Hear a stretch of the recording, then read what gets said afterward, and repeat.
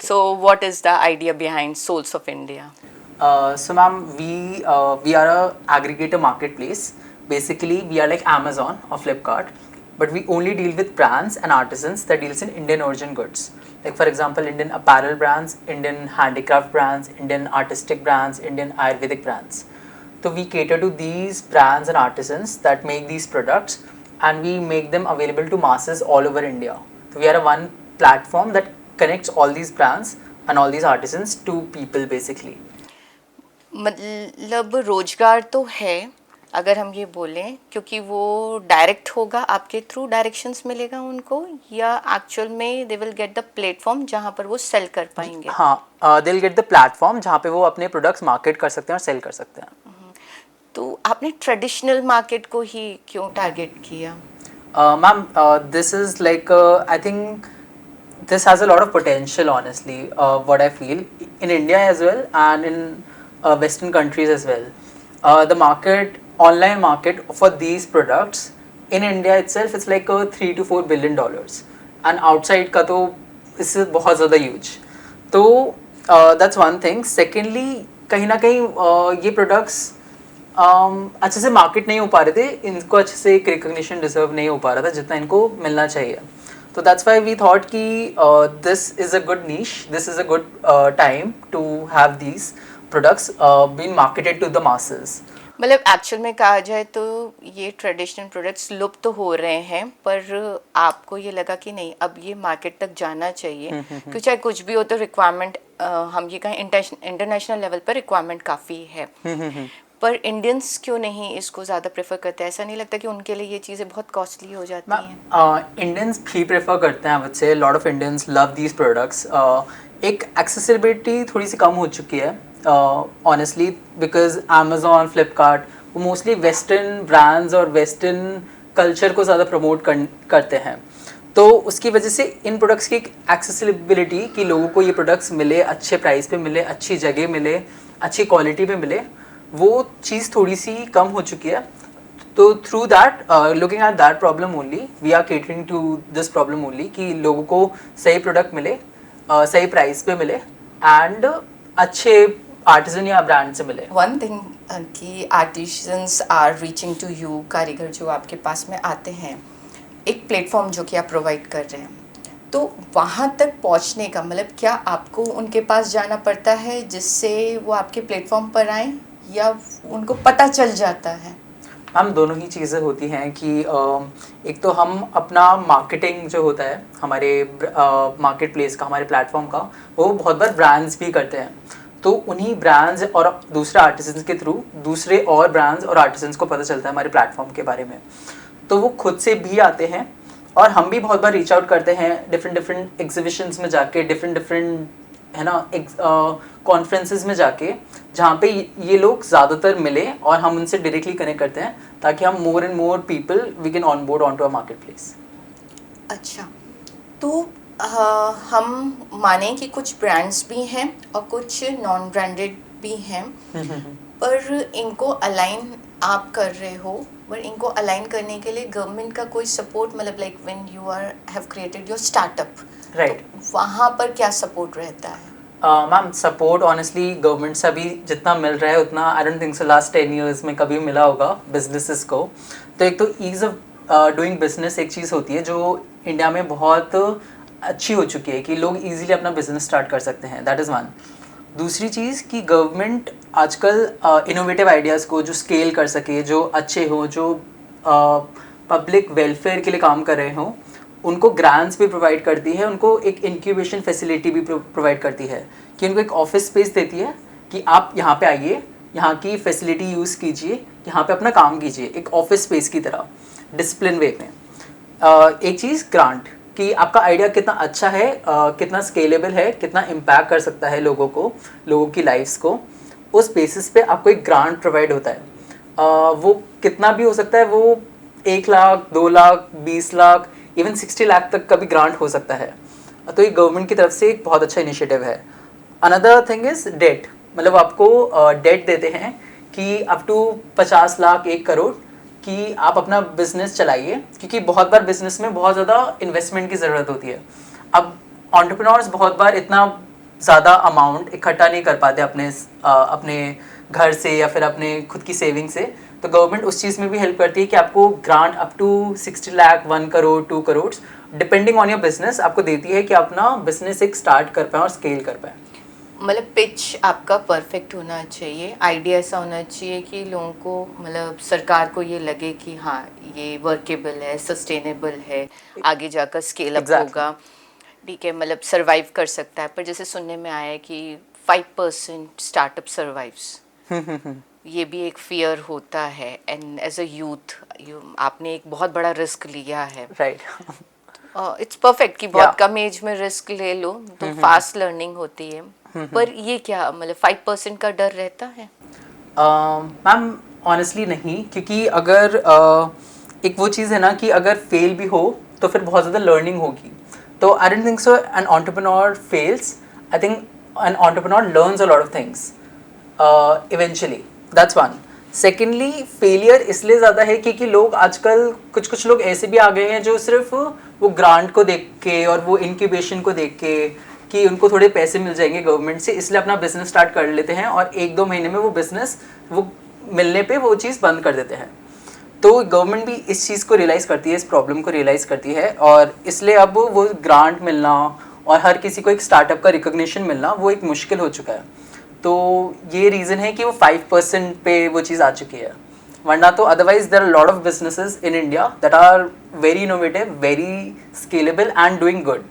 So you have started, मतलब ये अपना बिजनेस अपनी ग्रेजुएशंस अपनी स्टडीज़ के साथ में किया था या कंप्लीट करने के बाद? मैम ऑनेस्टली बताओ तो जब मैंने कॉलेज ज्वाइन किया था उससे पहले से मुझे था कि मुझे एंटरप्रेन्योरशिप करनी है, एंड इवन इससे पहले मैं चार्टर्ड अकाउंटेंसी परस्यू कर रहा था खुद भी। तो उस टाइम भी मुझे लगता था कि मैं एंटरप्रेन्योरशिप की बुक्स पढूं, एंटरप्रेन्योरशिप करूं खुद, उनसे लेसन्स लूँ, फाउंडर्स से मिलूँ, डिफरेंट लोगों से कनेक्ट करूं।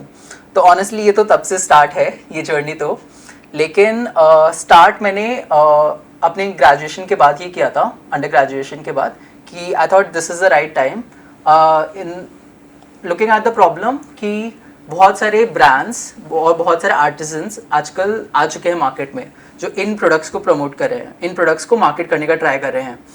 तो हमने इसी प्रॉब्लम को देख के ये सोचा कि एक प्लेटफॉर्म प्रोवाइड किया जाए इन लोगों को जो इन प्रोडक्ट्स में डील कर रहे हैं, जो इंडिया को, एक इंडियन कल्चर को प्रमोट कर रहे हैं।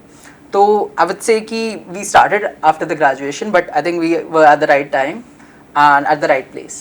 सो किसी का पर्टिकुलर पर्सन का मोटिवेशन मतलब आपको मिला, या किसी ने बहुत अच्छे से गाइड किया, ऐसा कोई मिला?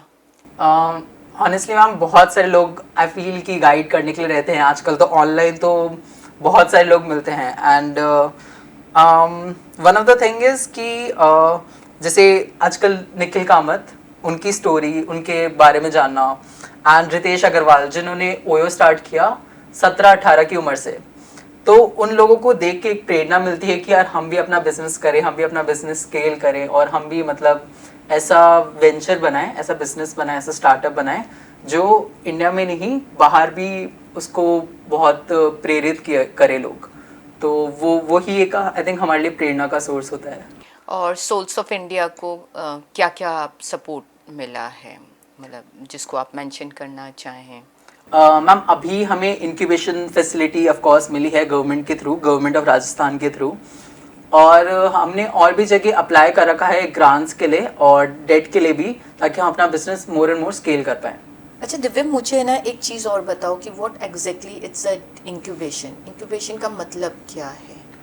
मैम गवर्नमेंट और सिर्फ इंडियन गवर्नमेंट ही नहीं, मतलब सेंट्रल गवर्नमेंट ही नहीं, स्टेट गवर्नमेंट भी बहुत सारी इंक्यूबेशन फैसिलिटीज़ प्रोवाइड कर रही है ऑल ओवर इंडिया, जहाँ पे जिसको एक बिज़नेस करना है वहाँ पे वो आए। उधर मेंटोर्स होते हैं कि आपको सारी बिजनेस कैसे करना है, कैसे स्टार्ट करना है, कैसे कंपनी रजिस्टर करनी है, आपका आइडिया कैसा है, उस सब पे आपसे बात करे और आपको एक स्पेस प्रोवाइड करे जहाँ पे अपना बिजनेस कर पाए। उसमें उस बिज़नेस की फैसिलिटीज़, कुछ बिज़नेस में ऐसा, कुछ इंक्यूबेशन सेंटर में ऐसा होता है कि आपको मेंटोर्स मिलते हैं, हाँ वो तो हर में होता है। उसके अलावा आपको table, chair, computer and access to a lot of things जो आपको बाहर पैसे दे के आपको मिले, लेकिन वो आपको एक इंक्यूबेशन फैसिलिटी में फ्री में प्रोवाइड करती है गवर्नमेंट, अगर आपको अपना एक बिजनेस स्टार्ट करना है तो। एंड टीम कैसे बिल्ड करते हो? मैम टीम बिल्ड करना is like the hardest part I would से फॉर एनी बिजनेस। तो you reach out to colleges, college students, you hire people, you talk to friends that are liking your idea and you get them on board कि आप हमारे साथ आइए, आप काम कीजिए, हम आपको इक्विटी देंगे। बाकी this is, I think right now this is the only way that we build teams. One thing I would say, like there are recruitment drives too जो कॉलेजेस में होती है, तो कॉलेजेस भी आजकल प्रमोट कर रही है कि वो अपने जो उनके स्टूडेंट्स हैं स्टार्टअप्स में ज़्यादा से ज़्यादा काम करें। तो उस ड्राइव के थ्रू आप बहुत सारे लोगों को हायर भी कर सकते हैं फ्रॉम कॉलेजेस से। और आर्टिशंस जिनको आपने कनेक्ट कर रखा है अपने प्लेटफॉर्म पर, क्या वो बिलीव करते हैं आपके प्लेटफॉर्म को? बिलीव करते हैं सोल्स ऑफ इंडिया पे? उनको बिलीव है तभी तो वो बिलीव कैसे डेवलप करने की ज़रूरत पड़ती है, या दे इमिजिएटली कि हाँ ये आइडिया आपका अच्छा है? नहीं मैम, ऑफ कोर्स उन्हें ये चीज़ अच्छी भी लगती है कि कोई आ रहा है, कोई उनकी हेल्प करने के लिए आ रहा है। एंड बिलीव तो मैम ओवर टाइम बिल्ड होता है। अब हम क्या करते हैं कि हम उनके प्रोडक्ट्स डिफरेंट एग्जीबिशंस में लेके जाते हैं और हम वो प्रोडक्ट्स दिखाते हैं लोगों को। तो जब वो ये चीज़ देखते हैं कि हम उनके प्रोडक्ट एक तरीके से प्रमोट कर रहे हैं और हम उनको भी प्रमोट कर रहे हैं हमारे प्लेटफॉर्म के थ्रू, तो एक बिलीव सिस्टम वैसे बिल्ड होता है। ये ओवर द टाइम होता है, एकदम से तो नहीं होगा, लेकिन ओवर द टाइम हम ये बिलीव सिस्टम एवरी आर्टिजन और ब्रांड्स के साथ बिल्ड करने का हमारा पूरा प्रयास है। अच्छा, मतलब एग्जीबिशंस में पूरा आपका ही खुद का रोल रहता है? हाँ एग्जैक्टली रहेगा, और उनको वहाँ तक प्लेटफॉर्म तक मतलब एग्जीबिशंस तक वो पहुँचाना करना, तो एग्जीबिशंस में उनके प्रोडक्ट्स को रखना। हाँ, अच्छा, डिस्प्ले करना through the brand of souls of India. हाँ, to the platform of souls of India. Platform of souls of India, हाँ, ब्रांडिंग उनकी है और प्लेटफॉर्म आपका है। Yeah exactly. अच्छा Divyam, how you get this startup India certificate? वो उसका क्या प्रोसेस रहता है? सो मैम, कोई भी बिजनेस जब स्टार्ट होता है वो एक तरीके से वैसे तो स्टार्टअप ही है, लेकिन भारत में, इंडिया में आपको एज अ स्टार्टअप अगर रिकग्नाइज होना है कि लोग आपको स्टार्टअप सही में समझे, गवर्नमेंट आपको स्टार्टअप समझे, तो उसके लिए एक रिकग्निशन होता है सेंट्रल गवर्नमेंट का, which is startup India recognition और DPIIT recognition.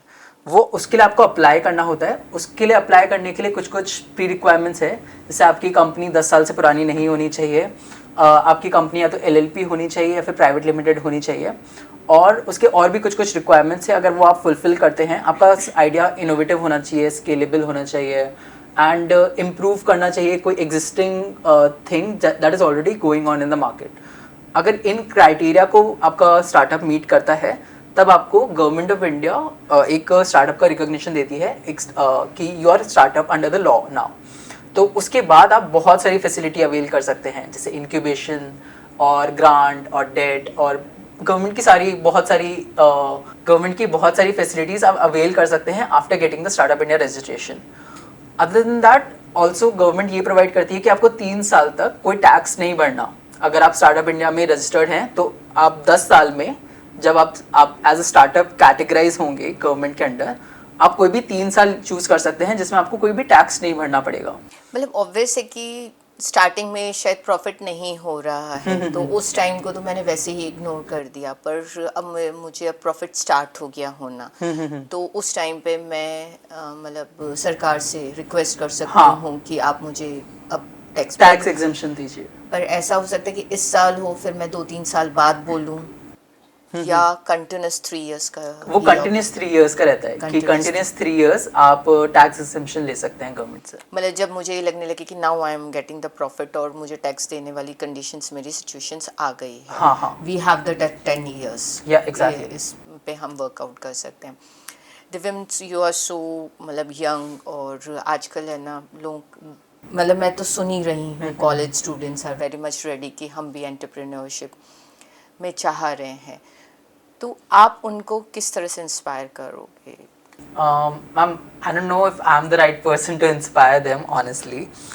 But I would say कि if someone wants to start their own venture, they definitely should, because you get a lot of learning. आपको बहुत सारी learning होती है अगर आप अपना खुद का business start कर रहे हो तो. That's one. अगर बाकी आपको entrepreneurship के बारे में learn करना है, तो गवर्नमेंट की भी स्कीम्स है जहाँ पे वो आपको एंटरप्रेन्योरशिप कोर्सेज के थ्रू आपको समझाती है कि what entrepreneurship is, how you identify a problem, how you find the solution for it, how you make up the solution for it. बाकी आप बिजनेस बहुत सारी चीज़ों से लर्न कर सकते हैं, बहुत सारी बुक से लर्न कर सकते हैं, बहुत सारे पॉडकास्ट आजकल आ चुके हैं। जैसे मेरा खुद का फेवरेट है निखिल कामत सर का podcast, which I really enjoy, I feel, because there is a lot of learning there. So yeah. अच्छा, अभी तो ना ग्रेजुएशन भी रिलेटेड टू हो गया है एंटरप्रेन्योरशिप, तो private colleges are providing, even private colleges are providing incubation, right. पर एक टाइम पीरियड होता है कि अगर आपने ग्रेजुएशन कंप्लीट नहीं किया और you are not getting into the right job, तो हम वो भी तो एक स्पेस क्रिएट करते जा रहे हैं कि हम अननेसेसरी खाली ट्राई कर रहे हैं कि मैं किसी बिजनेस को स्टार्ट करूं, मतलब 2-3 साल इसी तरह से निकाल दिए and then now I have started searching for the job, तो वो ईयर एक डीमेरिट में नहीं आ गया? मैम मैं ये नहीं बोलूँगा कि वो डीमेरिट में आ गया, because it is not considered a gap year. Gap year मतलब वो होता है जिसमें आपने कोई और चीज़ें एक्सप्लोर की। अब कोई भी कंपनी आपको देखेगी और आपकी एप्लीकेशन को देखेगी, अगर वो ये देखेगी कि आपने 3 साल तक एक business idea, startup idea pursue किया, वो देखेगी कि आप कहाँ तक पहुँचे, उसमें आपने कितना काम किया, आपने कितनी लर्निंग की, उस बेसिस पे आई फील कहीं ना कहीं एंटरप्रेन्योरशिप तो बल्कि अच्छी है कि लोगों को ज़्यादा से ज़्यादा हायर होंगे अगर वो देखेंगे कि this person started as entrepreneur, like मतलब प्रैक्टिकल नॉलेज है और स्किल है बंदे के पास में, मतलब हाँ ठीक है कि ऑब्वियस है कि उसको इतना सिखाना नहीं पड़ेगा, एग्जैक्टली है ना, वो अपने प्लेटफॉर्म पर, अपने लेवल पर, अपने बिजनेस पर वो चीज़ों को सीख चुका है, स्ट्रेस सीख चुका है, मैनेज कैसे करेंगे, सारे चीज़ें, फेलियर विन सब कुछ कर चुका है, तो आप ये कहते हो कि वो गैप ईयर नहीं कहलाता है। पर व्हाट अबाउट पेरेंट्स, आपका क्या रहता है कि आपके पेरेंट्स क्या बोलते हैं? मैम स्टार्टिंग में तो थोड़ा सा मुश्किल था अवध से, बट अभी जब वो देखते हैं कि मैं पूरा दिन इसमें काम कर रहा हूँ, कुछ अपनी लाइफ के साथ परस्यू कर रहा हूँ बेसिकली, तो उनको भी अब प्रॉब्लम नहीं होती, बल्कि गर्व होता है कि हाँ हमारा बेटा कुछ ना कुछ कर रहा है, कुछ अच्छे उसके लिए कर रहा है, इंडिया के लिए कर रहा है, कुछ अच्छे इनिशिएटिव के लिए कर रहा है, तो now they are proud. Starting में थोड़ा सा था कि जब कि मुझे कॉलेज से ज़्यादा ये चीज़ पसंद है और मैं इसको ज़्यादा परस्यू करना चाहता हूँ, तब थोड़ा सा रहता। हाँ, मतलब सीए करने वाला बच्चा बिजनेस का सोच रहा है। नहीं, वो पेरेंट्स को कंसर्न ऑब्वियस से रहता है। नहीं, it's very nice Divyam, your souls of India, आप इतना अच्छा प्लेटफॉर्म आर्टिशंस को दे रहे हो, लोग हैंडीक्राफ्ट को लेकर, अभी मार्केट चाहिए, ज़रूरत है, we all are now getting back, हम अपने कल्चर पे वापस आना चाह भी रहे हैं। एग्जैक्टली। जो खो गया है, जो लुप्त हो गया है, मुझे लग रहा है कि आपकी जनरेशन, जिसको क्या जेन जी कहेंगे, दे आर रेडी कि वो लेकर आना चाह रहे हैं सारी चीज़ें। Thank you Divyam for such insights आपने हमको दिए, और such a great work you are doing, and we are also proud कि आप हमारे थैंक यू प्लेटफॉर्म सो पर मच हैं। For inviting me.